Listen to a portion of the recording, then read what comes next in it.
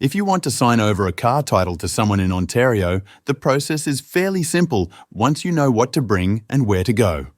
Let's walk through it step by step. In Ontario, when you transfer ownership of a vehicle, most people have to pay the retail sales tax. But there's an exception for certain family members. If you're giving the car as a gift to your spouse, parents, grandparents, children, grandchildren, siblings, or in-laws, they don't have to pay the tax. The rule also covers step-parents, stepchildren, half-siblings, and adopted siblings. Just keep in mind that this tax exemption can only be used once per vehicle within a 12-month period. To do the transfer, you'll need to visit a Service Ontario centre.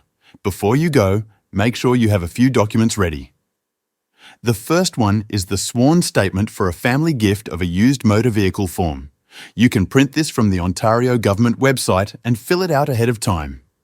Next, you'll need proof of valid Ontario auto insurance for the person who will be taking ownership.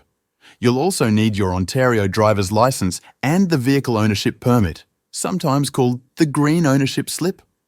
On the back of that slip, there's a section you'll have to fill out with the buyer's information.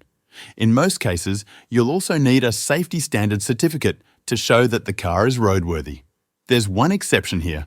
If you're transferring a car to your spouse, you don't need that certificate, but you do need to complete a spousal declaration form instead. If you're planning to transfer the license plates along with the car, that's only allowed between spouses, parents, and children.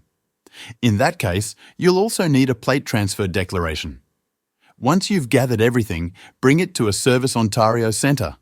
The staff there will process the transfer, update the records, and give the new owner an updated vehicle permit. If you're giving the car to a family member under the tax exemption, make sure you've filled out all the forms correctly so they don't get charged RST.